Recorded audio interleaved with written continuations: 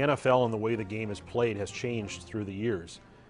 You're playing at a time now probably perfect for you because it's wide open, it's offense, the receiver gets the ball a lot.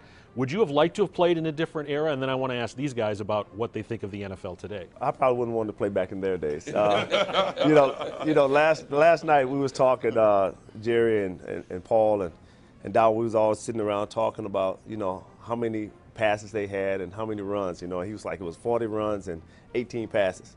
I'm like, okay, that wouldn't have been a good era for me. I mean, you have one catch, two catches. You wouldn't have felt good. I think you look back, and I think Don was talking about, I think he had 400 and some passes of his career. And he asked, and Paul asked me last night, well, how many catches you got? I was like, almost 900. He was like, 900? How you get 900, But, those are the true eras, and they paved the way for us to be able to play the game that we play today. And so I take my hat off to these guys that paved the way for me to play, and it's truly a blessing. Interesting, Santana, you kind of played in the bridge generation in the sense that now it's almost the quarterback you can't touch him at all. Jerry was telling the story about Bill George and Bart Starr. As a defensive lineman, as you watch the game today, are quarterbacks protected too much, in your opinion?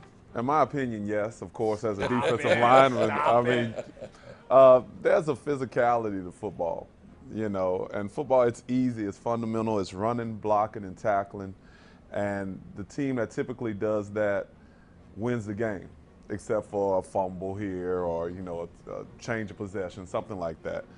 And when I say tackling, it's a physical game. So they're pulling a lot of that out of the defensive linemen or the pass rushers and not giving them credit or the ability to be able to understand I'm rushing against somebody that's 300+ pounds. I'm ripping around the corner. This guy's pushing me in my back. Now I've got a bullseye on this quarterback that goes from his sternum to his waist. And if I hit him too high, that's 15 yards. And if I hit him too low, that's 15 yards. So it's really, for me, taken away from the game. And there was a lot of physical things that we did. We were #1 in defense just about every year, or top 5 every year that I played here. And we were physical with receivers. There were no free releases. Tight ends, we gang banged them all the way up the seam. And if you watch them now, there's a quick chuck, and then you got to keep your hands to yourself.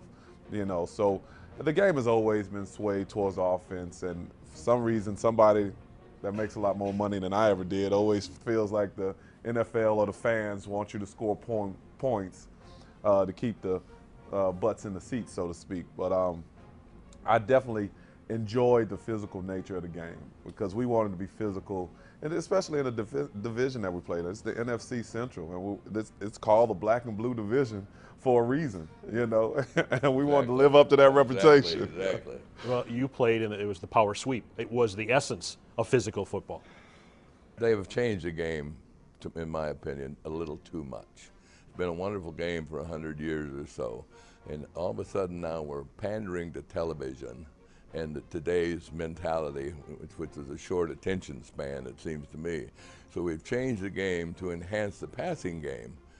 When I was playing, we had our hands against our chest. If we got our hands away from our body like that, with the fist closed, it was illegal use of hands. It could be 15 yards.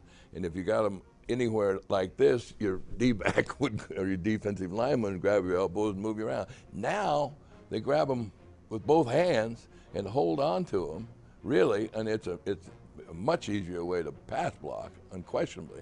And the wide receivers, you ding one of them a little bit and they fling a flag, and the quarterback, you go ding and they throw the flag, right?